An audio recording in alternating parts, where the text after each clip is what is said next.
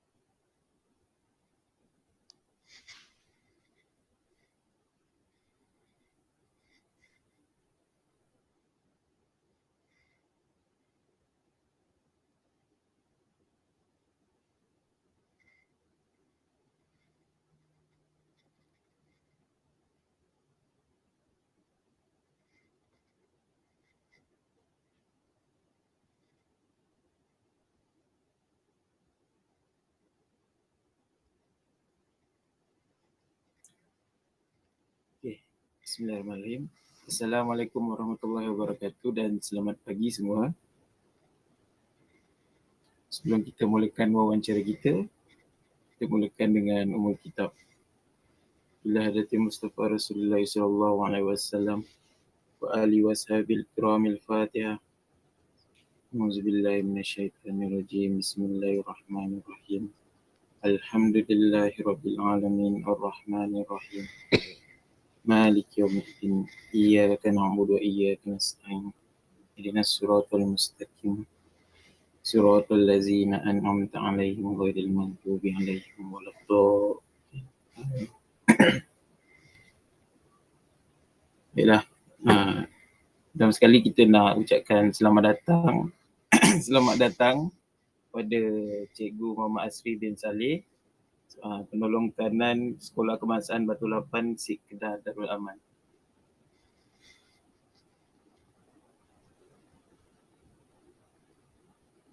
Cikgu boleh buka mic.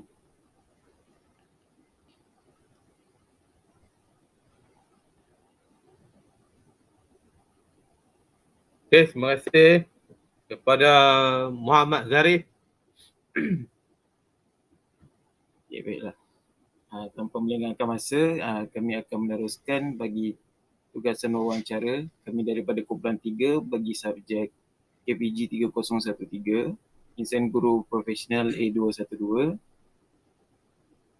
Kami daripada Universiti Pendidikan Sultan Idris akan melakukan sedikit wawancara bersama Cikgu Asri. Jadi setiap perbualan dan komunikasi antara kita akan direkod sebagai tugasan kami. Saya rasa saya teruskan kepada soalan pertama, boleh Cikgu? Okey, boleh. Baiklah. Pertama sekali, boleh Cikgu ceritakan serba sedikit berkenaan latar belakang Cikgu? Baik, Assalamualaikum warahmatullahi wabarakatuh. Terima kasih kepada semua yang telah menjemput saya untuk sesi wawancara pada pagi ini dan diharapkan kita dapat berkongsi-kongsi maklumat. Okey, berkaitan dengan latar belakang saya berusia 49 tahun dan telah menjadi penolong kanan selama berapa tahun? Sejak 2017 saya jadi penolong kanan dan telah berkhidmat sejak tahun 1997. Sekolah yang pertama ialah di Kelang, Selangor, iaitu Sekolah Kebahasaan Kampung Raja Uda, dan bertukar ke Sekolah Kebahasaan Syed pada tahun sebut Syed tu dia keluar logat Syed sikit . Dia sejak tahun 2003. Okey, kemudian menjadi penolong kanan buku di Sekolah Kebahasaan Kalai, ditukar balik ke Sekolah Kebahasaan Syed sebagai penolong kanan HEM dan ditukarkan sekali lagi ke Sekolah Kebahasaan Batu Lapan sebagai penolong kanan pentadbiran. Okey. Jadi saya dah servis selama 25 tahun dan ini ialah tahun yang ke-26. Saya terlibat juga dengan lembaga peperiksaan sebagai ketua pasukan untuk UPSR, tapi sekarang ni UPSR dah dihapuskan lah dan lain-lain lagi lah, ada tugasan peringkat jabatan lagi. Okey, sejak. Okey, terima kasih Cikgu. Okey, soalan seterusnya berkenaan biodata juga. Jadi soalan saya berkenaan mengapa Cikgu memilih profession perguruan ataupun pendidikan sebagai jalan kerjaya Cikgu? Baik, kita berada di kampung ni, cikgu sangat dipandang mulia. Di kawasan pedalaman ni, kalau cikgu-cikgu ni memang masyarakat pandang sangat mulia. Jadi saya telah menetapkan bahawa saya berminat untuk menjadi cikgu sejak dari kecil lagi. Dia ada beberapa profession lah yang dipilih kan. Kita juga dulu ni minat jadi pegawai polis, tapi polis ni orang tua tak berapa setuju.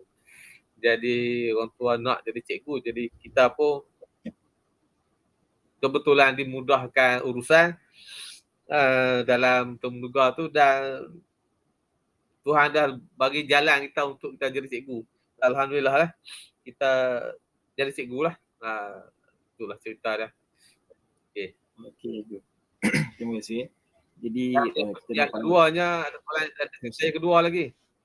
Yang keduanya dulu ni saya pernah kerja kilang. Kerja kilang teruk. Memang teruk. Kerja kilang Hong Leong, kilang kotak teruk. Oh, balik tu tidur je. Mudah kerja kilang Hitachi. Kerja kilang Hitachi ni kerja kilang elektronik. Dia tak teruk sangat. Tapi masa tu kita kerja sehari 12 jam. Jadi dia nak difikirkan kerja cikgu ni sekarang ni memang teruk. Tapi kalau kita nak banding dengan pengalaman kerja kilang tu, teruk lagi kerja kilang. Kan? Jadi macam tu lah cerita dah. Okey, terima kasih cikgu.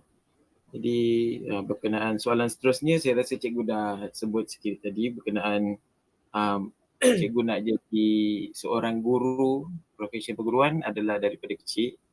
Jadi soalan saya berkenaan siapakah role model cikgu yang memberi inspirasi untuk menjadi seorang guru yang berkaliber? Okay, dia role model ni tak ada sebenarnya bagi saya lah. Semua saya ambil pengalaman kerja kilang. Saya kerja kilang dulu, kilang Malaysia lah. Hong Leong Paper Product ni kerja kilang Malaysia. Dan pernah kerja kilang Taiwan, pernah kerja kilang Jepun, Hitachi Metal. Baik, dalam kerja kilang tiga-tiga buah kilang ni, saya tengok cara pengurusan dia tak sama. Kilang Jepun ni paling terbaik. Kilang Jepun ni dia pandai merangsang minat pekerja, motivasi pekerja, sebab tu Jepun boleh berjaya. Kilang Malaysia ni pula, kilang Hong Leong ni dengan kilang Taiwan ni, dia price pekerja tu, dia tekan pekerja tekan. Kan? Kadang bos dia, line leader kita pun tak buat pandai pun. Tapi dia tekan kita je lebih berbanding dengan kilang Jepun. Dia punya leader dia tu dia pilih pada orang yang memang berkebolehan. Memang cekap. Jadi bila kita jadi cikgu, kita nak macam tu. Terutamanya bila kita duduk di pentadbiran ni. Mana kata kita kena menguasai bidang kita. Kita kena menguasai bidang kita. Kalau cikgu bertanya kita tu, kita mesti boleh jawab. Dan kita mesti menjadi leader. Leader tu maksud dia kita duduk di depan. Apa saja persoalan bagi kat kita, kita boleh jawab, kita boleh selesaikan masalah. Menyelesaikan masalah tu sangat penting dalam pentadbiran di sekolah ni. Isu dia ada banyak. Jadi fikir atau guru besar mesti boleh menguasai bidang dia. Kan? Cikgu-cikgu nak tengok saya mengajar. Saya kata bila masa cikgu boleh tengok saya mengajar. Saya boleh tunjuk ajar kepada cikgu. Kalau budak-budak jawab soalan macam ni, dapat markah macam ni. Saya guna pengalaman saya. Tak ada masalah, dia pun nak tengok saya mengajar. Cikgu-cikgu, saya boleh terang kepada cikgu-cikgu. Macam mana nak kuasai macam ni, nak buat macam ni. Sebab kita ambil pengalaman daripada kilang Jepun tu. Macam mana leader dia menguasai, bos dia tu menguasai. Dan dia mula menjaga kebajikan. Dia jadi satu budaya cakap Jepun tu. Personal manager tu, bulan sekali dia akan jumpa kita, tanya apa masalah kita. Dia, manager tu, orang Jepun kan. Dia akan jumpa kita. Apa khabar? Dia tanya. Baik, okey. Ada masalah boleh cerita kat dia tu. Jadi pengalaman tu kita ambil dalam pentadbiran kita untuk memotivasikan cikgu kita supaya mereka boleh bekerja bersama-sama dengan optimum. Itu sangat penting. Kita tak boleh, zaman sekarang ni bukannya kita boleh jadi little Napoleon. Tak boleh. Kita jadi leader, kita duduk depan dan kita menguasai bidang kita. Itu sangat penting. Okey. Okey cikgu. Jadi saya rasa saya serahkan kepada rakan yang lain untuk soalan seterusnya. Okey, Assalamualaikum dan selamat pagi cikgu. Nama saya Nordiana binti Muhammad Asri. Seterusnya saya akan ke bahagian D, iaitu berkenaan dengan soalan pengalaman cikgu. Okey, soalan yang pertama, bolehkah cikgu nyatakan jawatan yang telah disandang sepanjang tempoh perkhidmatan cikgu? Baik, jawatan ni banyak. Bila kita sandang pada tempoh perkhidmatan. Baik, bila cerita yang penting-penting kan, bila terposting di kelas tu, jawatan yang pertama disandang ialah Setiausaha usaha PFG. Lapu diri je terus dapat jawatan Setiausaha usaha PFG.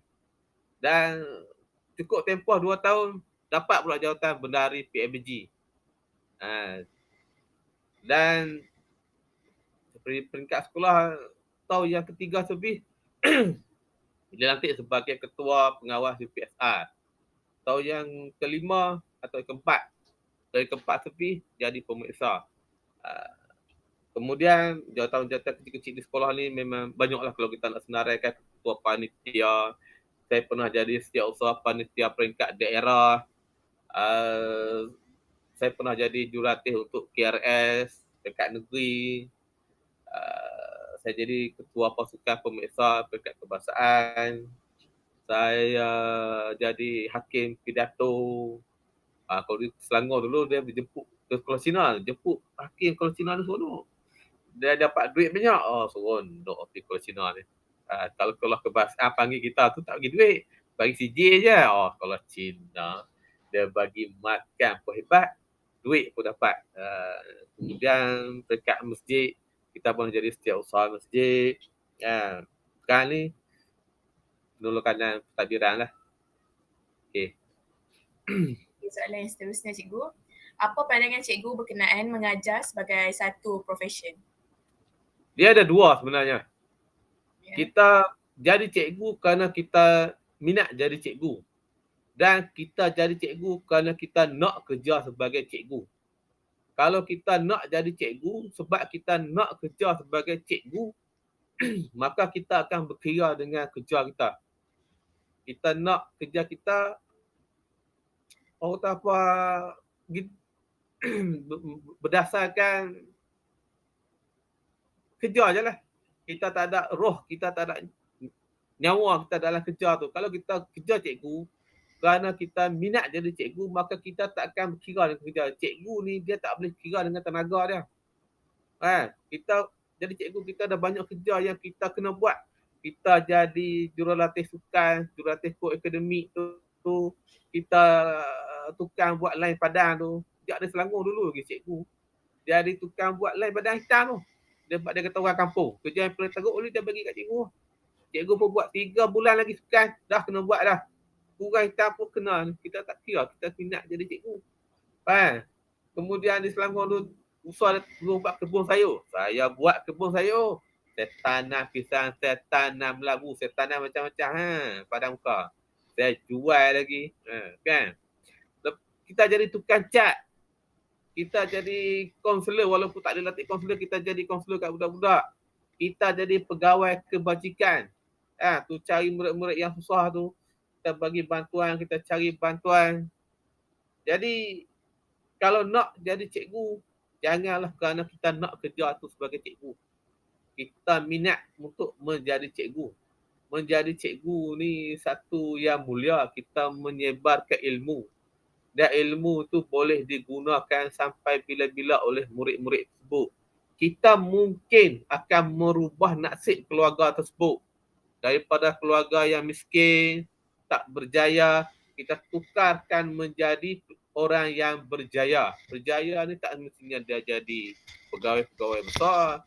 Kalau dia boleh buka bengkel ke, dia boleh jadi tukang masak ke daripada miskin, bertukar menjadi berjaya dalam hidup untuk keluarga dia. Mungkin anak tersebut merupakan harapan keluarga.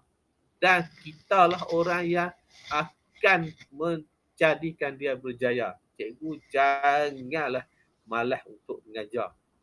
Sebab masa ni dia akan berlalu. Masa ni akan berlalu. Kalau kita tak buat apa pun, dia akan berjalan juga masa tu. Kan? Kalau kita buat sesuatu yang berfaedah, anak murid kita akan sentiasa ingat. Dan kita pun akan merasa bangga, merasa seronok kalau lihat anak murid kita berjaya. Jadi, anggaplah ini sebagai satu sedekah kita.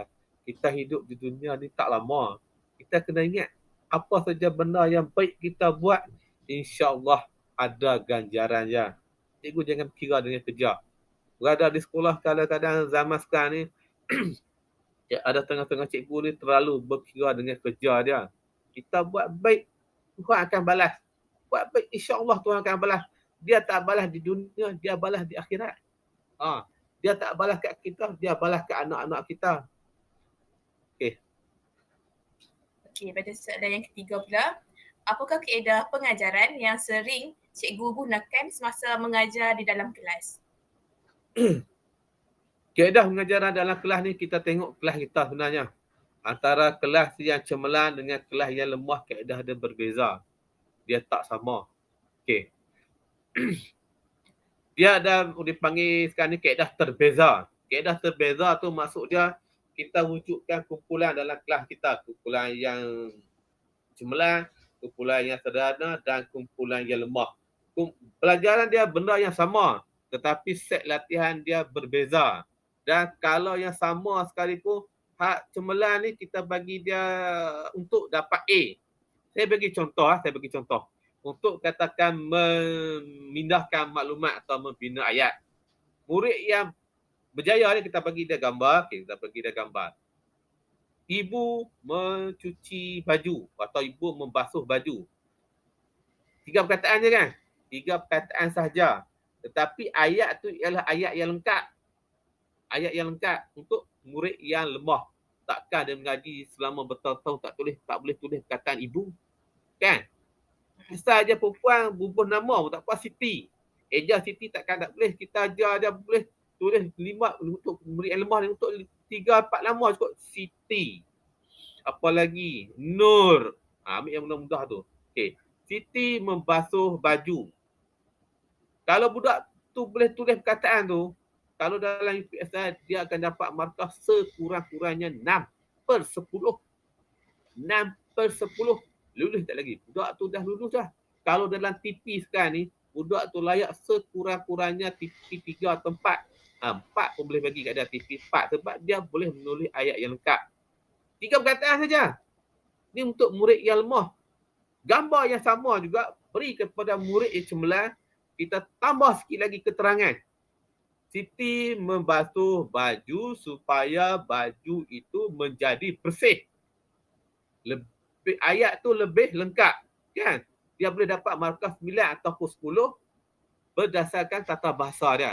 Kadang-kadang murid-murid ni dia titik tu tak apa jelas, apa markah, kan? Betul kita pesan budak jangan guna pensel 05. Dia tekan kuat patah. Jadi dia kurangnya 07 atau 1.0 lah.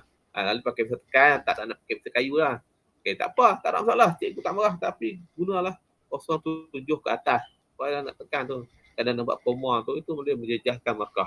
Jadi, nampak tak benda yang sama? Gambar yang satu lagi, ayah mencampur tanah. 3 perkataan je.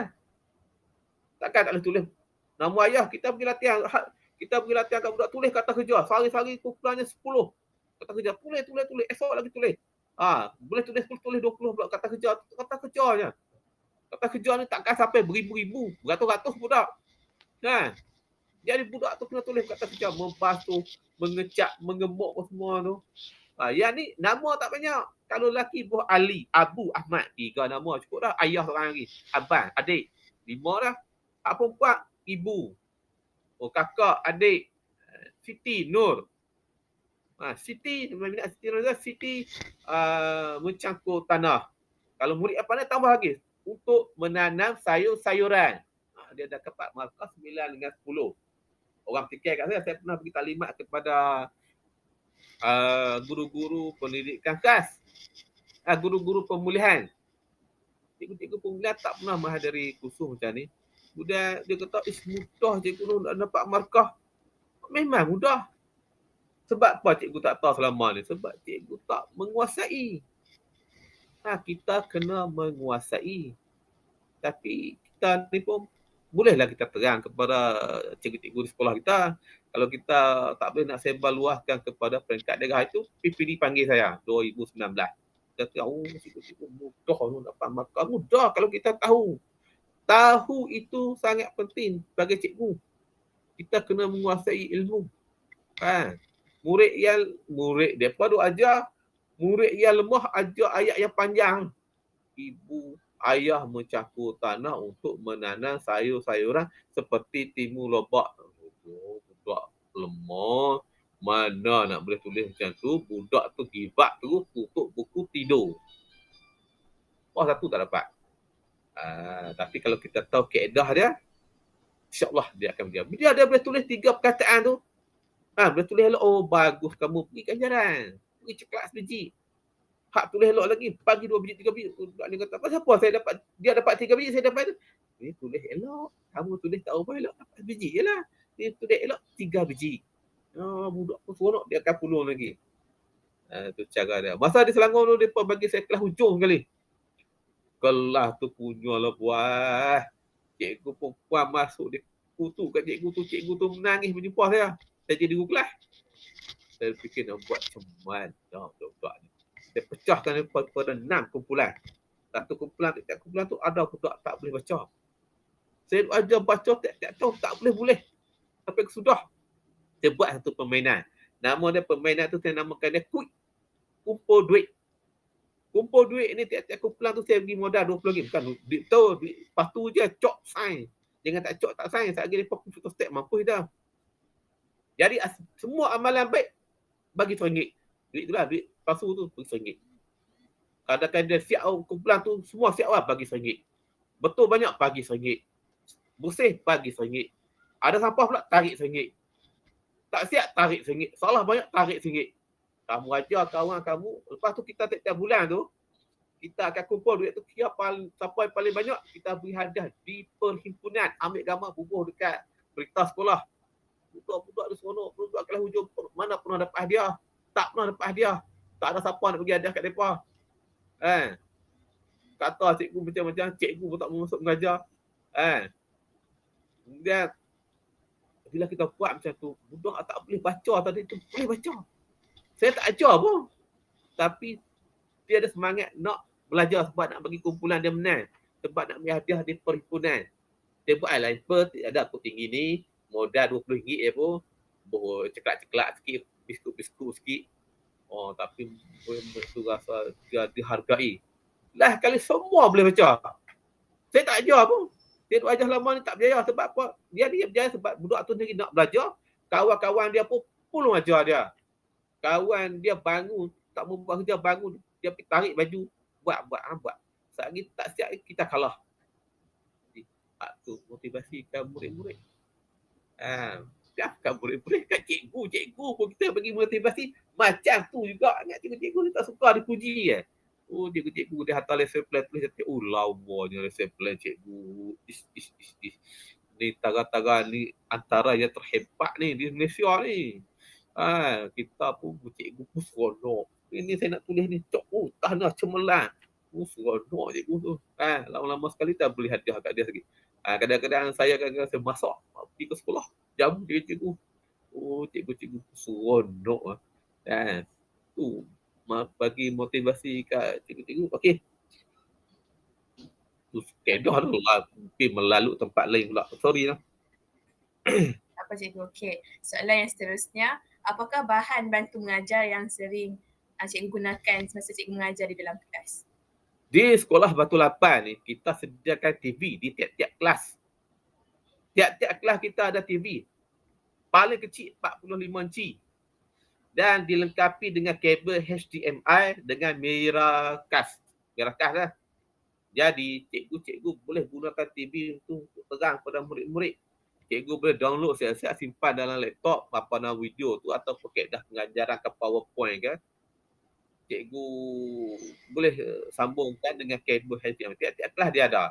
Ataupun cikgu boleh gunakan handphone cikgu connect dengan mirror screen. Kadang-kadang kita tengah-tengah nak mengajar ni, budak-budak tanya satu soalan.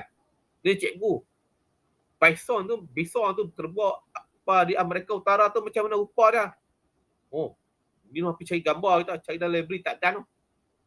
Kita pun buat gambar tu besar, ada bulu-bulu banyak di tengkuk dia. Payah. Search dalam handphone. Tunjuk kat TV. Macam ni rupa dia.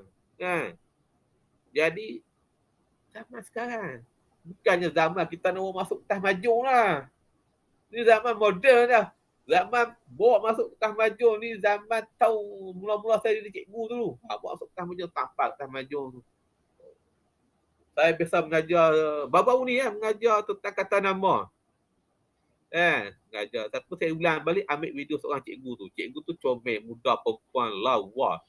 Budak-budak tengok. Tak kali kepala. Betul-betul lah mengajar tu lawa.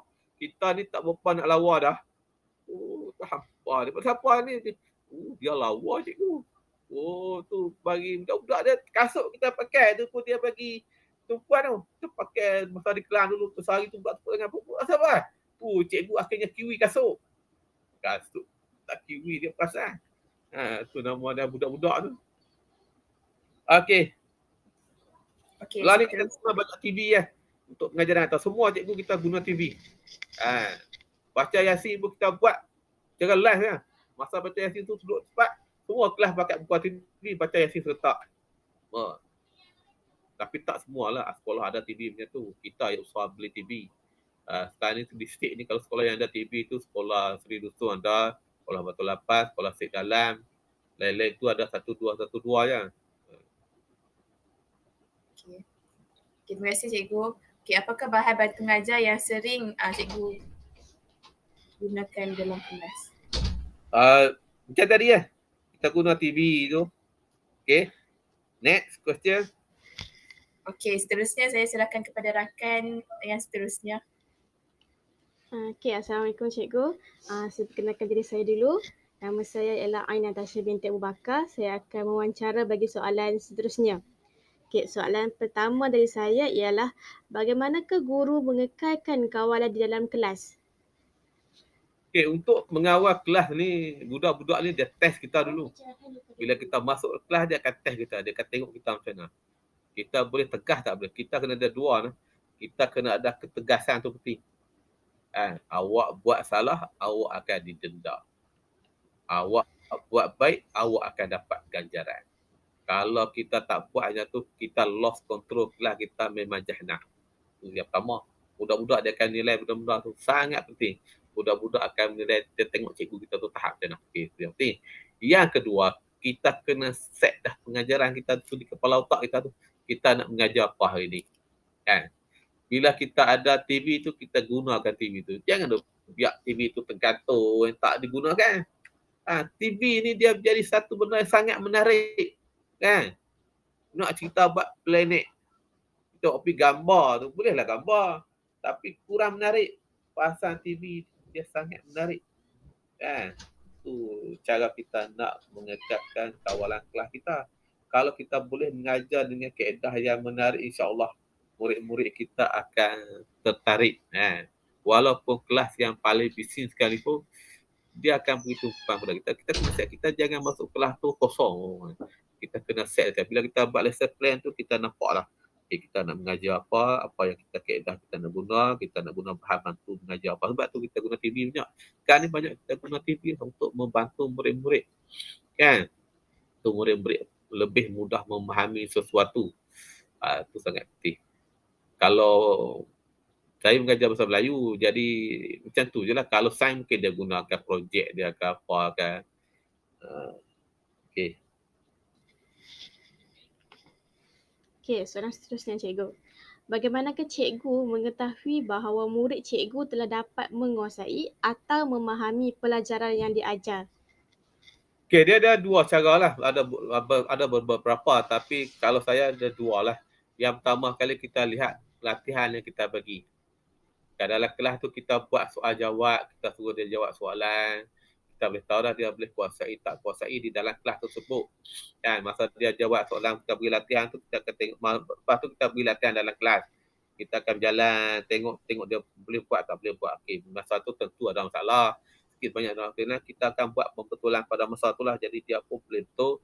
Dan kita berikan latihan tu juga boleh dijadikan sebagai ujian lah. Ujian formatif. Lepas tu kita akan buat peperiksaan lah. Tapi sekarang ni peperiksaan pun dah tak ada lah. Periksa tu yang penting untuk menilai murid-murid tu dah menguasai atau memahami pelajaran yang dia ajar. Murid-murid ni kita kena faham satu perkara.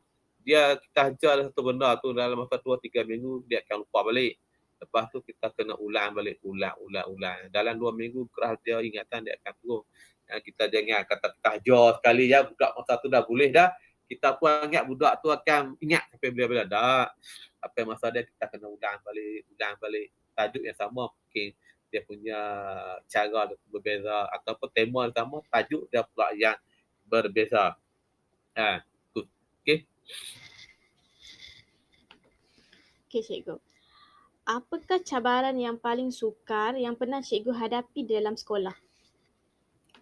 Cabaran yang paling sukar. Cabaran yang paling sukar, saya rasa sebagai guru biasa, saya pernah jadi guru kelas yang paling nakal tu lah. Masa di Kelang tu. yang saya cerita tadi tu. Tapi akhirnya kita boleh menyelesaikan masalah yang saya cerita tadi itulah. Murid-murid yang satu lagi dulu ni saya sering mengunjungi rumah keluarga ni, keluarga murid-murid di Kampung Raja Uda tu. Murid yang masalah ni tinggal kat kampus Sungai Serih, kawasan penempatan setinggan. Jadi saya pastikan saya pernah pergi ke rumah murid ni sekurang-kurangnya sekali. Tapi biasanya saya pergi lebih dari sekali lah. Jadi bila saya boleh menguasai keluarga dia, automatik saya akan boleh menguasai dia. Itu yang penting tu, kita pergi jumpa mak bapak kita gini. Mak bapak dia pun cerita, okey, baik. Kita pun jangan melawan mak bapak dia pula. Kita terima, kita merendah diri tak apa. Orang merendah diri ni dia takkan hilang dia punya ni. Orang pun suka kalau kita merendah diri.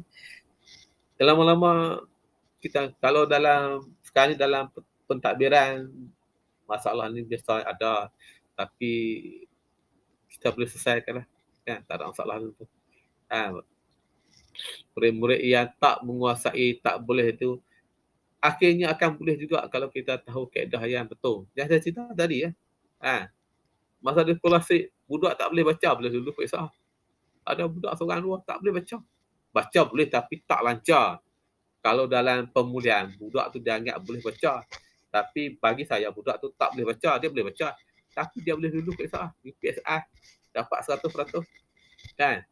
Boleh betul-betul penulisan, boleh dulu. Pemahaman pun boleh dulu. Kita tahu kaedah dia ni. Kaedah. Asalkan budak tu ikut je. Satu lagi ya, budak-budak kelas hujung ni, kita bagi ganjaran dalam duit. Cukup powernya. Awak lulus saja cikgu bagi RM5. Tunjuk duit tu RM5. Dia pulung nak pergi dulu. Kan bagi rasuah, bagi ganjaran. Dapat duit RM10. RM10. Budak-budak dia pulung. Tu tak? Kita sendiri pun. Orang bagi ganjaran kat kita. Walaupun kita ada duit, tapi kita bagi hadiah. Kita nak, kita rasa seronok. Budak-budak lagilah seronok. Okey. Tak ada masalah babak ni. Kalau cikgu jadi cikgu esok, masalah tu sentiasa ada dan jangan give up. Tu yang penting. Okey. Okey cikgu. Apakah cabaran yang dilalui sepanjang perkhidmatan sebagai pendidik? Contohnya macam di luar sekolah. Di luar sekolah ni, kalau di lalu kita macam tadi kita bina hubungan yang baik dengan masyarakat, jadi kita tak ada masalah. Balik duduk di kampung ni pun kita bina hubungan yang baik dengan masyarakat, tak ada masalah. Dengan PMBG pun kita jaga, dengan HKPMG kita rajin pergi mengunjungi rumah HKPMG, sembang-sembang dengan hari raya ni, kita nak buat jamuan hari raya. Kita suruh PMBG buat lemah. Sembang mereka bagi plakat orang selai. Kan? Cikgu nak buat lemah. Alright, cikgu, no problem. Beras puluk pula kita buat lemah-lemah ni. Siapa cikgu nak beri sumbangan beras puluk untuk murid-murid kita juga. Moga-moga cikgu akan mendapat balasan daripada Allah. Cikgu ni orang yang pemurah. Beras puluk settle. Orang cikgu dah bagi dah. Rendah pun insyaAllah akan dapat sumbangan daripada cikgu-cikgu juga. Nyok pun semua waris, tapi tebang buluh pun semua waris buat secara percuma. Jadi kita kena bina ikatan tu dalam masyarakat. Kalau di kampung, saya terlibat dengan Pak Kenuri. Pak tukang masak dengan orang kampung. Pergi gotong royong orang kampung masak. Kita jangan letak label kita tinggi sangat. Kita turun bergaul dengan masyarakat. Kita tolong mereka masak. Mereka nak masak apa, nasi daging kita buat. Nasi tomato kita buat. Nasi Arab biasa buat. Nasi minyak buat dah. Hari ni pun sebelum sesi ni, saya pergi ke masjid. Kita buat, ada orang bagi sumbangan lembu sekok. Buat gulai. Tadi baru sudah balik cicang dagingnya. Tak sempat nampak gulai lah. Sebab ada sesi ni. Jadi saat lagi kita akan packing. Kita akan hantar kepada rumah orang di kampung. Jadi tak ada masalah lah.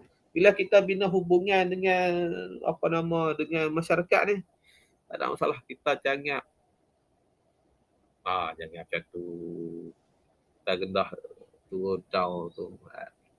Itu yang kita be a leader. Jadi ketua, kita boleh menguruskan. Orang ambil cikgu, saya nak buat ni. Orang pernah datang rumah saya, cikgu, saya dah duit RM5,000.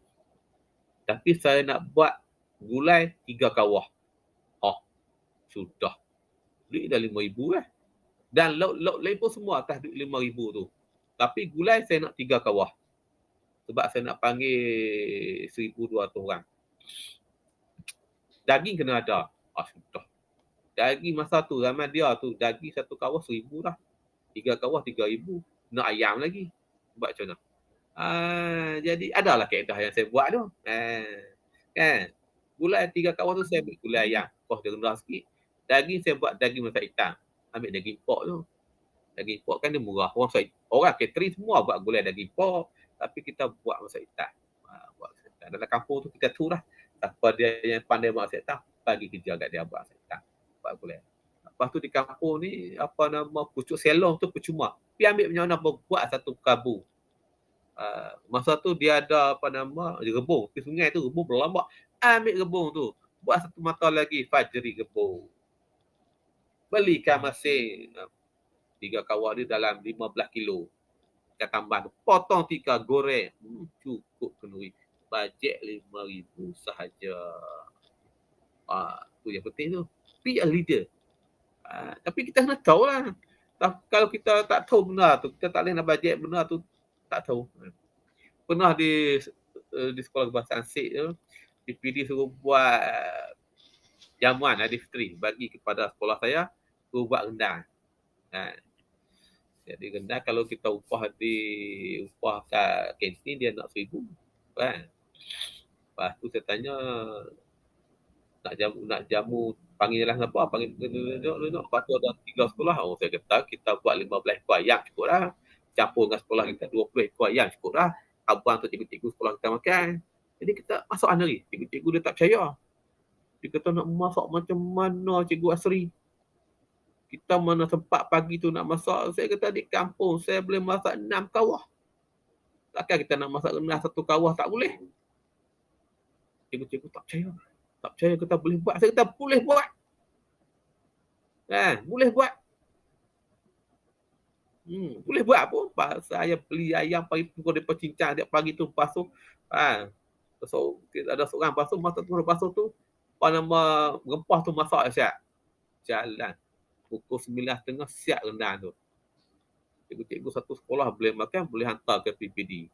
Hantar ke PPD rendang kita masak. Kita masak awal. Sedap pagi panas lagi. Kalau lain dia pun masak daripada petang kemarin lagi. Panas ke balik tak sedap lah. Pakai bungkus pula rendang kita. Tapi kita boleh buat lah sebab kita tahu buat. Kita biasa buat. Kalau kita tak biasa buat, kita pun tak tahu nak bajet masa tu macam mana. Tapi yang penting kita biasa buat. Kita be a leader. Jadi kita kena menguasai ilmu tu. Jangan takut. Okay? Okay, cikgu, soalan terakhir daripada saya. Apakah program yang telah dijalankan oleh cikgu yang melibatkan ibu bapa pelajar? Kalau di sekolah ni, sekolah kebangsaan Batu Lapan ni, kita banyak buat program lah. Sekarang ni tak pernah boleh noh. Tapi yang kita nak buat ni, jamuan Aidilfitri ni, kita buat yang tu lah. Kita minta wari-wari buat lemang. Sekolah kita budak tak ramai. Jadi kita suruh wari buat lemang sekurang-kurangnya 60 batang. Hal lebih tu tak apalah, tapi kita nak 60 batang. Jadi wari-wari akan buat di rumah mereka. Beras pulut, nyur, kita sponsor. Lepas tu sebelum PKP ni kita buat hari sukan. Hari sukan kita masak nasi daging. Malam tu panggil wari-wari rebus daging semua tu. Semua wari-wari yang tolong buat, tolong main masak, tolong rebus daging, tolong potong daging, tolong buat hiasan semua tu, kita panggil wari. Wari pun tolong. Kadang-kadang tu kita bagi bantuan. Baru-baru ni masa bulan puasa kita dapat bajet daripada bagi Islam rilis kita bagi 50 pack. Kita bagi pada wari-wari sekolah kita. Mari kita bagi sumbangan pada orang-orang yang memerlukan. Kemudian kita bagi je baju raya pada murid-murid yang susah kan. Susah ni kadang baju raya pun tak beli. Kita bawa mereka pergi pilih baju raya mereka kenal di sekolah kita. Bila kita buatnya tu okey tu pun bagi harga yang murah. Baju-baju yang stok lama tu baju baru tapi stok lama dia bagi free kat kita. Kita boleh bagi kat orang lain pula. tahun lepas ni kita juga pernah bagi sumbangan ayam bagi kat warga yang kurang mampu tu, kita bagi ayam dengan kari, buah bau, buah daun ubi, kentang apa semua tu. Jadi warga-warga sekolah kita memang tak ada masalah lah kalau kita nak minta tolong apa kan. Sebab kita ada bina hubungan tu, sangat penting kita bina hubungan. Okay.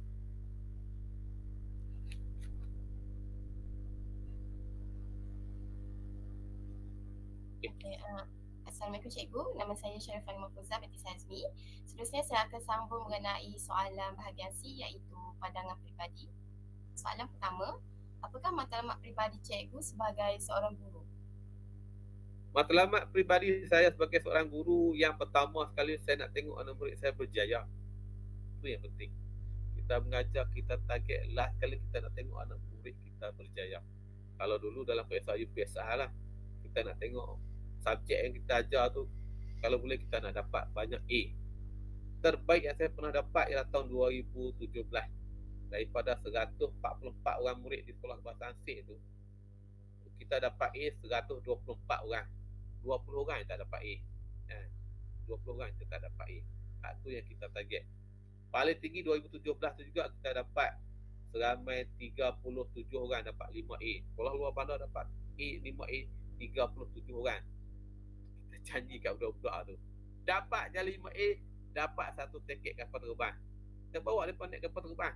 Budak-budak dia pulung sebab nak naik kapal terbang. Kau nak naik kapal terbang RM150 termasuk lawatan makan Moskow. Beli basikal mahal pada tu ni. Tapi basikal budak-budak tak pandang, sebab kecil-kecil dah dapat basikal dah. Ni bawa naik kapal terbang. Bawa naik kapal terbang tu, siap pramugari tu mengucapkan tahniah. Kita bisi kat dengan murid tu kan, tolong ucap tahniah kat budak-budak saya dapat 5A ni.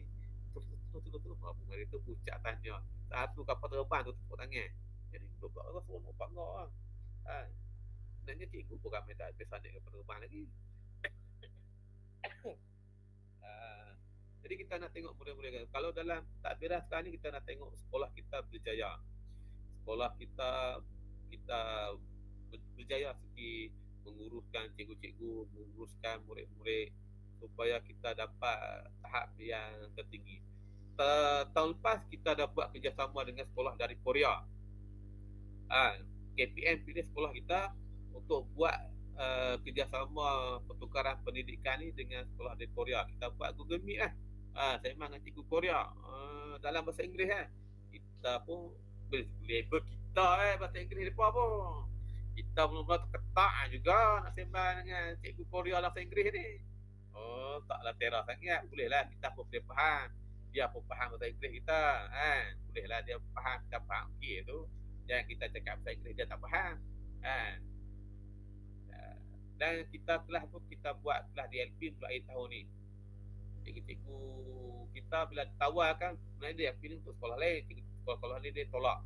Kita tanya kat cikgu-cikgu sekolah kita nak buat kelas DLP. Cikgu-cikgu kita nak. Kita biar tu rupanya sekarang ni guna TV tu, guna handphone tu, kita boleh cakap dalam bahasa Melayu, dia keluar boleh kat TV tu dalam bahasa Inggeris. Canggih sekarang ni. Jadi cikgu-cikgu kita tak ada masalah, kita boleh buat. Kita buat.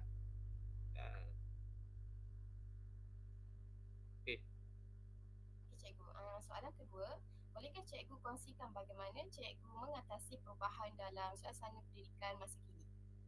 Yang pertama sekali, cikgu ni kena sentiasa belajar, sentiasa menguasai, terutamanya dalam bidang kerja kita.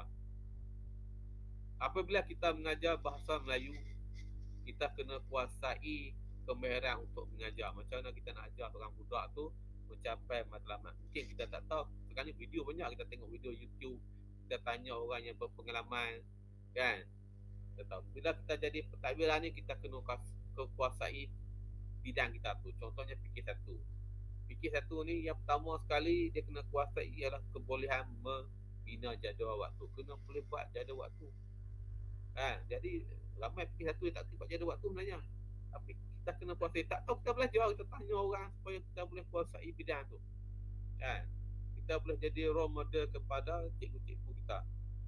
Sekarang ni teknologi dah berubah dah. Zaman sekarang ni bukannya cikgu masuk buat kertas gambar, bukannya kita pasang TV. pasang TV, pasang miras skrin, pasang kabel HDMI. Kabel tu rosak kita beli baru. Dia duk marah cikgu. Kadang kabel tu dia dalam 2 tahun 3 tahun 2 tahun dia rosak ah. Kita beli kabel baru. Miras tu rosak, beli miras baru. Cikgu ada masalah apa cikgu? Cikgu main cerita aja. Cikgu jangan sebut kata cikgu ada masalah duit bagi kami fikir. Cikgu buat kerja.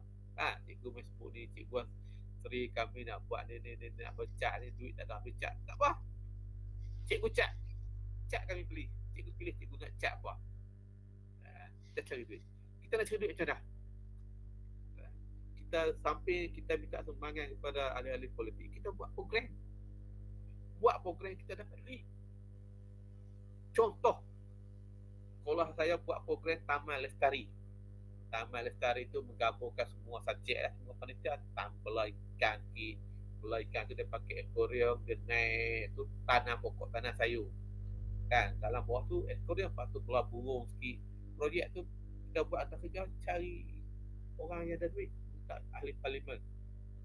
Ahli parlimen tu pun seronok. Saya minta 12,000.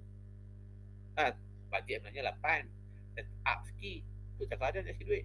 Up sikit jadi 12. 4,000 dah untung. Jumpa dengan ahli parlimen. Ahli parlimen tengok-tengok tak kerja tu seronok. Dia kata, Cikgu Asri, ya, saya nak bagi 15 boleh tak? Alhamdulillah, murah-murah rezeki. Minta 12 bagi 15 sebab dia seronok dengan projek tu. Tentu kita untung 7,000 dah.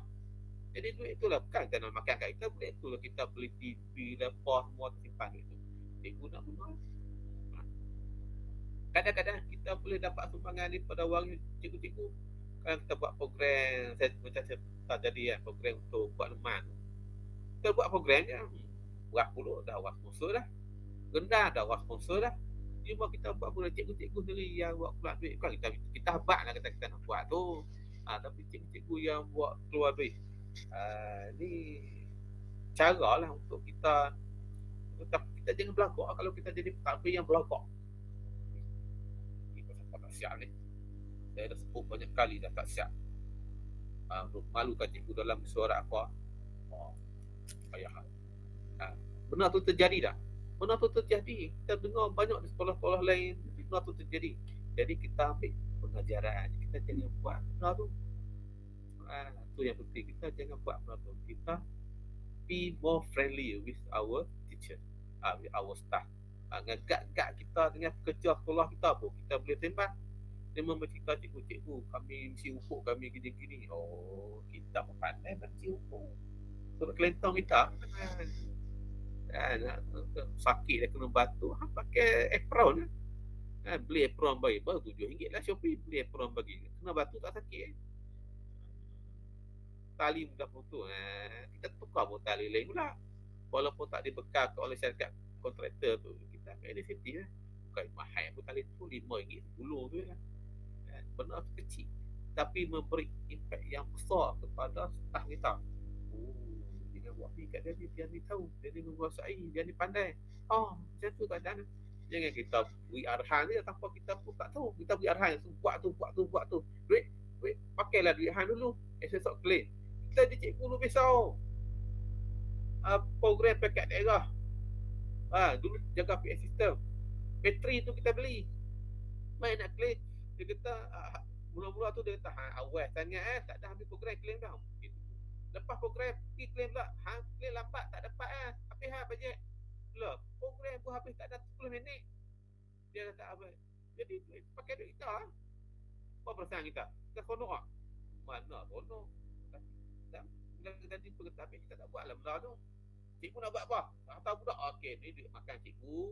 Ni duit minyak cikgu, ni duit cadangan kan cikgu pergi. Cikgu jangan pakai duit cikgu spam pun. Semua kita bagi. Tolong cikgu tu. Tolong. Masa dia buat latihan, kita pun mai sekali duduk tengok latihan dia buat tu. Dia pun tak habis mari tengok kita berlatih ni. Tu caranya. Okey cikgu, soalan seterusnya, apa pendapat cikgu mengenai pembelajaran masa kini? Adakah lebih memudahkan atau sebaliknya? Dia nak mudahkan ni ataupun susah ni atas kita kat cikgu. Kita kalau kita jadikan dia mudah maka dia mudah. Kalau kita jadikan dia susah maka dia akan jadikan susah. Tapi kita pentadbir ni kita sentiasa mencari jalan untuk membantu memudahkan urusan cikgu. Dan kita tadilah kita mudahkan segi kita sediakan kemudahan TV, pergerakan, skrin kabel HDMI tu, cikgu nak trolling amplifier kita beli bagi. Jadi kita pentadbir ni kita berusaha untuk memudahkan tugas cikgu. Dan atas cikgu tu pula lah dia nak buat macam mana untuk menjayakan proses PDP ni. Kalau cikgu yang bermasalah tu, kadang-kadang kita tegur secara yang berhikmah lah untuk dia berubah. Tapi sekarang ni sekolah saya tak ada masalah lah tentang perkara tu. Soalan terakhir, apakah cara yang cikgu praktikkan untuk menangani gangguan luar jangkaan semasa proses pengajaran dan pembelajaran? Gangguan luar jangkaan ni macam mana? Apa maksud gangguan luar jangkaan?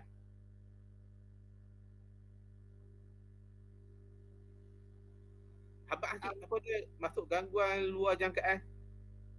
Contohnya macam semasa cikgu mengajar, perkara-perkara yang tak diingini, contoh budak tu sakit ke. Kalau budak sakit, kalau budak yang sakit, kita akan telefon keluarga dia untuk mengambil dia. Kita letak dia di bilik rawatan, telefon keluarga dia untuk mengambil dia. Itu tak ada masalah. Kalau waris main kacau, waris sekarang ni dia tak kacau lah sebab hubungan kita dengan sekolah dengan PB itu rapat dia. Ada seorang dua waris main kacau kacau cikgu tu, tapi kita akan panggil lah ke pejabat, tanya dia apa masalah gini. Biasanya tak ada masalah tu. Kalau ada juga waris yang main kacau ni, tapi kita boleh selesaikan lah, kita panggil dia, kita tanya dia, kita nanti ada tu pandai-pandai lah kita perendah. Masuk perendah tu. Pandai-pandai lah kita pujuk dia kita tanya dia gini layan dia. Kali tak ada masalah lah, kita tak boleh selesaikan.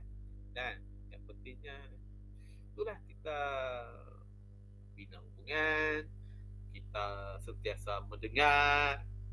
Mendengar ni masuk dia orang luar marah-marah tu kita dengar, dia hidup menyampur. Bagi dia luar habis tu. Luar. Lepas tu kita jangan lawan dia. Kalau kita nak lawan, nak tegak kita dah, tak gimbal. Lepas tu kita apa? Bagi slow sikit. Buat ayat sedih-sedih sikit. Saya biasa cikgu sama cikgu bergaduh, saya buat surat. Masa tu saya bukan fikir pun. Saya pihak pentadbiran sekolah saya tak boleh settle kes tu. Masa tu saya jadi ketua UPSR. Ketua unit UPSR. Yang penting cikgu surat. Cikgu senior saya buat ayat sedih tu. Gini. 3-4 orang cikgu bergaduh tu teriak, menangis. Bila menangis macam tu, settle tak dah. Pihak pentadbiran tak boleh nak settle kes macam tu. Kau tahu juga, kau tahu dalam surat kita panggil gini. Lepas tu cikgu-cikgu saya ada tahu cikgu-cikgu ni orang yang sangat-sangat rajin. Puji. Cikgu tengok cikgu ni kerja gini sampai malam buat kelas tambahan. Saya sangat terharu. Air mata saya menitik.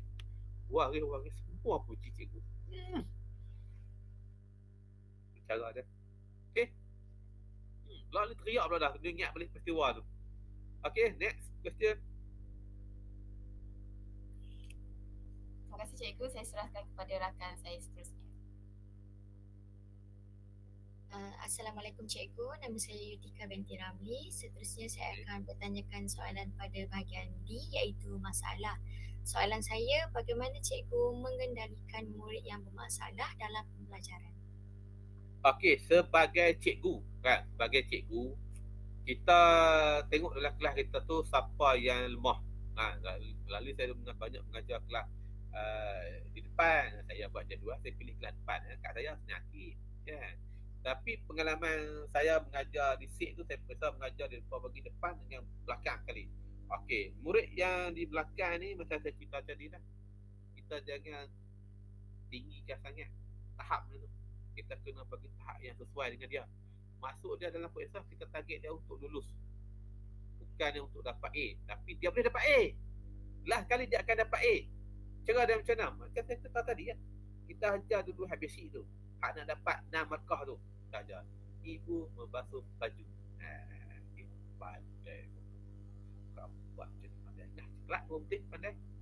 hak ni pula cekak 3 butir pasal tulisan lawa kan. Tapi kalau kamu tambah sikit macam ni lagi clear. Ibu membasuh baju supaya bersih. Lah kali budak hujung pun boleh dapat A. Dengan kaedahnya kita ansur maju, kita kena mula daripada rendah, ansur maju sikit. Bagi pujian, bagi ganjaran dalam bentuk kemendaan kena beriak. Kadang-kadang dapat esok tu lulus 3 bagi. Tapi kalau kamu dapat kalau jangan bagi A terus jam kau tu. Daripada C nak naik A terus tak boleh. Kalau kamu dapat B je bagi 10 ringgit. Budak tu dia 10 dapat B, tak usah dah bagi C sebab kita tagih untuk A sebab pelan-pelan kalau dia tak boleh pun tak apa, jangan paksa dah. Tu cara dia. Kalau sebagai pentadbir pula, kita akan kena pasti pesan kat cikgu-cikgu murid yang bermasalah tu mari bincang bagi pejabat, kita bincang tengok. Kemudian kita rujuk kepada guru pendidik pemulihan kas. Okey, kita bincang sama guru pemulihan kas ni nak buat macam mana supaya murid pemulihan pun dia ada TV juga. Sekarang ni dalam di sekolah Batu Lapan ni, murid yang tak boleh baca cuma ada 4 orang saja. Setakat ni dia tak boleh baca. Daripada Tumpas ada 12 orang kan. Tapi tahun 1 ni kelas 1A tu, Anggerik tu semua boleh baca. 1B tu, walau 1B tu ada 3-4 orang je baca tak apa lancar lagi. Tapi dia tak masuk kelas pemulihan lagi sebab dia pun darjah 1. Dia 3 start darjah 3 pun dia masuk kelas darjah 2. Tak darjah 3 pun dia masuk kelas pemulihan. Tu cara dia, kita sentiasa berkomunikasi dengan cikgu, sembang dengan cikgu, sembang kelas, sembang dengan cikgu subjek ni. Kadang-kadang kita fikir kalau kita buat gini-gini macam mana, kalau kita buat macam ni apa masalah dia, dia macam-macam masalah yang dihadapi oleh murid-murid ni kan. Last kali kalau kadang-kadang tu dia memang dia kena masuk kelas pendidikan kas, kita kena buat outreach bagi kat dia. Sebab tu dia mungkin ada masalah fizikal ke masalah ni lah, memang dia murid berkeperluan khas, kita kena hantar ke kelas pemulihan kas, kita kena buat outreach kat dia. Memang dia murid yang dilahirkan macam tu, kita tak boleh nak buat apa lah. Tapi kalau murid biasa ni insyaAllah lah dia akan boleh baca. Target kita memang macam tu lah. Target kita bila dia melangkah keluar daripada sekolah rendah ni, sekurang-kurangnya dia mesti boleh baca. Dan dia boleh baca. Bila dia masuk sekolah menengah, insyaAllah lah dia boleh meningkat maju lagi. Bila dia ada banyak kesedarannya, kita akan sentiasa memantau dia. Kadang-kadang saya masuk dalam bilik pendidikan kas tu tanya, bukan pendidikan kas pula, pemulihan tu, semua dia tanya macam bawa coklat kopi lah pakai boleh baca prak bagi 2 biji. Udah. Buat apa ni aku bagi sebab kamu pandai boleh baca. 2-3 hari dah budak seorang tu dia pergi ke pejabat cikgu dia, Cikgu Asri tepuk tangan, dia sudah boleh baca. Kita pun ada 4 orang tutup, tanya hebat kamu. Dia seronok senyum seronok. Benar-benar macam tu, nampak kecil tapi memberi impak yang besar kepada murid-murid tersebut. Dia rasa dia dihargai. Itu cara dia kita untuk mengenali murid yang bermasalah dalam pembelajaran. Di samping saya cerita dia bukan kat TV tu, budak-budak dia seronok kan, dia seronok tengok TV tu. Nampak dia tak minat belajar dengan saya tayar cikgu comel-comel dia mengajar kan. Budak-budak jangan kata budak, cikgu kalau tayar mengajar tu ada terang kat depan tu comel-comel, senyap semua satu dewan. Tu cara dia. Okey. Soalan seterusnya cikgu, apakah tindakan cikgu kepada ibu bapa yang tidak memberi sokongan terhadap pembelajaran anak-anak mereka? Kita tindakan kita tak ambil lah. Kita cuma menggunakan hubungan tu untuk sembang. Ni anak abang ni tak apa nak minat belajar ni. Di sekolah ni cikgu nak tegur, dia rajin tak siap macam sekolah ni, apa masalah dah. Kita pun tak apa nak tahu tak kan. Abang kita kita gini-gini kita dengar je kalau makanan tapi kalau boleh lah abang bagi dia sebab kita sekolah tak apa dah, kalau salah tak apa, jangan dia buat kerja sekolah je. Kita gaji bawa kita sembang sebab tu hubungan tu kena ada, hubungan kita dengan waris tu kena ada. Jadi barulah mudah kita nak kita tak perlu panggil secara personal ke sekolah. kita jumpa dia, kita pergi ke rumah dia kan. Itu yang penting. Bila waris tu dia malu Allah kita mudah. Kita mudah. Okey. Terima kasih cikgu. Saya akan serahkan kepada rakan saya seterusnya. Assalamualaikum cikgu. Saya Nur Khayati binti Kasti. Saya akan menanyakan soalan yang berkaitan dengan harapan. Sebagai cikgu yang mengajar dalam bidang pendidikan hampir 26 tahun, jadi apakah harapan atau nasihat cikgu kepada guru pelatih seperti kami ni? Okey, yang pertama sekali ya, kita kena ada minat dalam bidang ni. Kita kerja kerana kita minat dan kita nak kerja ni. Sebab kerja cikgu ni dia tak macam kerja lain. Dia kena buat pelbagai bidang. Kita kena buat pelbagai bidang. Dan bila cikgu jadi cikgu nanti dipostingkan, cikgu janganlah menolak apa-apa saja yang diberi oleh pentadbir. Kemungkinan cikgu takkan jadi guru prasekolah. Kadang-kadang option prasekolah pun tak mengajar prasekolah. Dia ikut pada keperluan sekolah. Takbir bagi okey, baik, terima. Reti tak reti tu belakang kira. Reti tak reti buat tu belakang kira. Terima dulu. Okey, baik. Lepas tu bila kita tak tahu buat, kita tanyalah kawan-kawan kita, senior-senior kita, tanya kawan-kawan kita, tanya dalam grup kita, ataupun pergi jumpa takbir, jumpa cikgu ni, saya ni bukan tak membuat, tapi saya ni gini. Itu masalah. Yang penting kita terima dulu. Kita buat takat mana yang kita perlu buat. Benda tu dia akan bagi dua ganjaran kepada kita. Satu, kita akan dapat ganjaran daripada segi pengalaman kita buat kerja. Pengalaman tu kita akan guna untuk sepanjang perkhidmatan kita. Yang dua, dia akan memberi nama yang elok kepada kita. Kalau kita saya tak mau kerja ni cikgu, saya tak tahu, tak pandai, saya tak mau buat. Cikgu tak dapat pengalaman satu, nama cikgu dalam pentadbiran tu pun tak elok. Memang pentadbir tu cikgu ni bermasalah.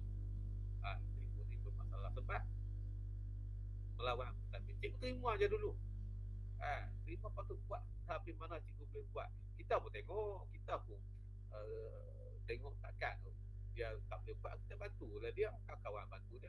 Kita jangan sombong, tak mau minta tolong orang. Tapi jumpa dengan sini ni gini. Cikgu-cikgu ni dia suka membantu, insya-Allah. Okey. Dia penting.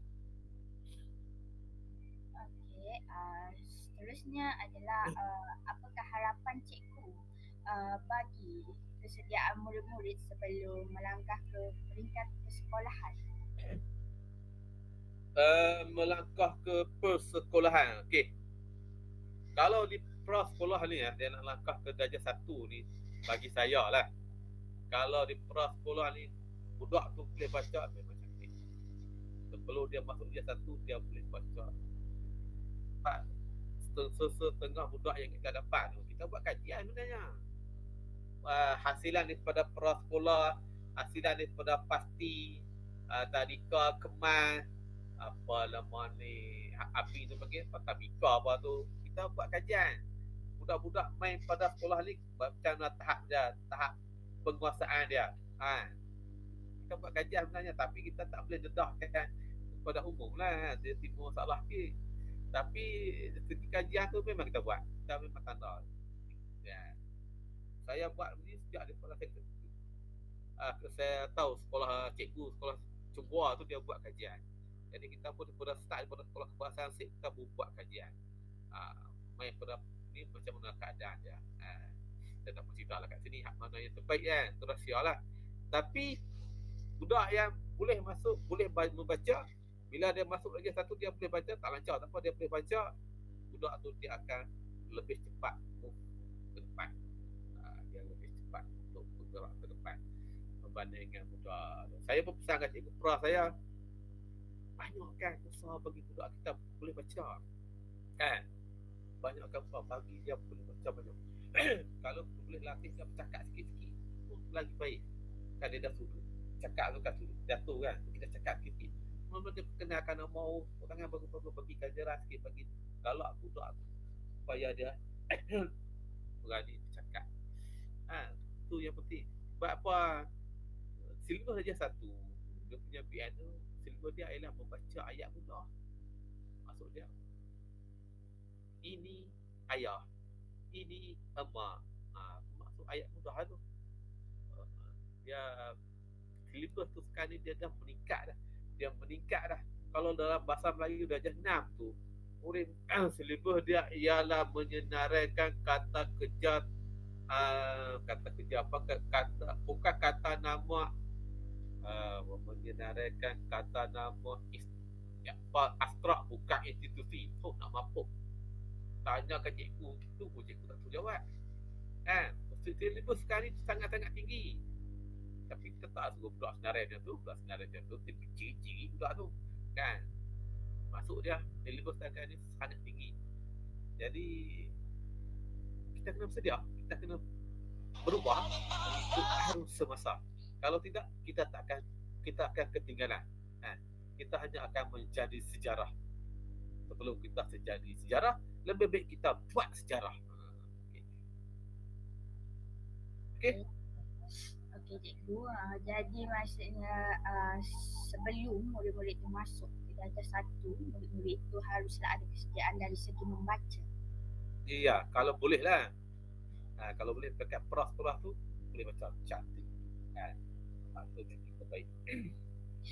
Okey, setiap tahun ibu bapa akan hantar anak dia orang ke sekolah untuk pertama kali. Jadi apakah nasihat cikgu kepada ibu bapa yang ingin menghantar anak mereka buat pertama kali dalam ke era persekolahan? Pertama kali ni masuk dia ke kelas pra lah noh. Pertama kali ke kelas pra ni. Ibu bapa ni dia hantar anak dia ke sekolah ni, bagi anak yang pertama dia sangat-sangat excited. Sangat-sangat teruja anak yang pertama. Anak yang kedua, ketiga tu dia kurang excited dah. Jadi ibu bapa ni nak bagi anak dia berjaya yang pertama sekali, ibu bapa kena sendiri terlibat dalam proses pembelajaran anak-anak tu. Maksud dia kena ambil berat tentang apa yang anak dia belajar. Apa salahnya mak bapak lama-lama sekali, seminggu sekali kan, semak balik buku latihan yang cikgu bagi, apa yang anak dia dah jawab ke tak jawab. Ni tinggal tulis tarikh dengan apa tak hari je, latihan kosong. Budak ni cerdik tu. Kadang-kadang tu dia tak jawab tu, dia padam balik tarikh tu. Cikgu tak kerja. Sebenarnya dia ada sikit-sikit dia padam balik. Jadi mak bapak ni dia kena terlibat secara tak langsung atau langsung dengan proses pendidikan tu. Dia tengok buku latihan, dia tengok jadual waktu anak ni bawa buku banyak sikit ni. Okey. Kalau dia boleh terlibat benda-benda tu, insya-Allah lah anak dia akan lebih berjaya lah berbanding dengan waris yang memang tak terlibat langsung. Cikgu ni tak marah kalau waris telefon tanya khabar anak saya ni macam mana. Kan kita ada grup WhatsApp lah ni. Grup WhatsApp, ada masalah pun tanya dalam grup WhatsApp tu. Anak tak hadir, babak dalam grup WhatsApp tu kan. Anak saya ni tak dapat hadir. Tu ya. Ni kerja sekolah anak saya ni tak pernah ada ni. Itu aja dalam grup WhatsApp. Kita akan sentiasa respon kan. Yang keadaan kita sekarang ni dah berubah dah. Kita nak waris tu sendiri ada penyertaan dalam pendidikan anak-anak dia. Kita kena saling berhubung. Dia kejayaan seorang anak ni dia bergantung pada 3. Satu, anak tu sendiri. Kita kena bagi dorongan motivasi kepada dia. Yang kedua, cikgu waris tu dulu. Yang kedua. Yang ketiga yang paling penting kena cikgu tu sendiri. Jadi ketiga benda ni kalau dapat digabungkan, dia akan menjadi satu kekuatan yang sangat kuat. Dan yang keempat ialah sekolah. Yang keempat tu ialah pihak pentadbir sekolah tu sendiri. Kalau boleh gabungkan segala-galanya ni, boleh bekerjasama dengan mantap, insya-Allah sekolah tu akan jadi cemerlang. Itu yang penting. Okey. Okey, jadi selain daripada cikgu dan diri sendiri, ibu bapa juga sangat penting dalam pendidikan kanak-kanak ni kan cikgu? Ya, betul. Okey, terima kasih cikgu. Saya serahkan kepada Muhammad Zahri. Okey, baiklah. Cikgu Asri, saya rasa kita bagi itu adalah soalan terakhir bagi wawancara kita pada hari ini. Saya ucapkan ribuan terima kasih kerana meluangkan masa untuk berkongsi idea dan juga pendapat untuk kami menyelesaikan tugas yang diberi kepada kami. Sebelum mengakhiri, boleh kita ambil gambar dulu. Boleh, tak ada masalah. Ambil gambar, buka spek lagu. Okey. Bang dah ni. Siapa boleh snap?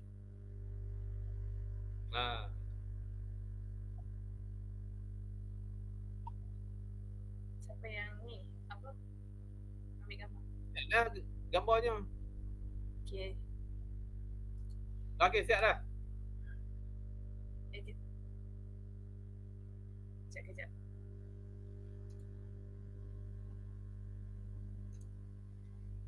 Okay. Okey, baik. Terima kasih ucapkan kerana kita dapat berkongsi-kongsi maklumat pada pagi ini.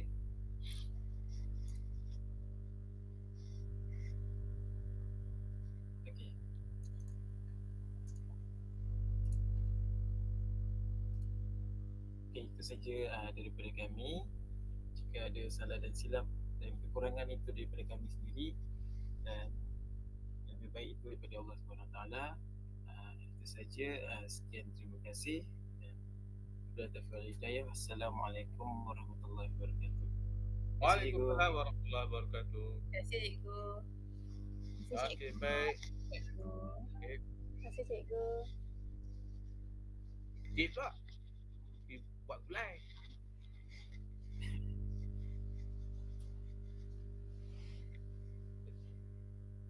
Saya boleh lihat. Okey.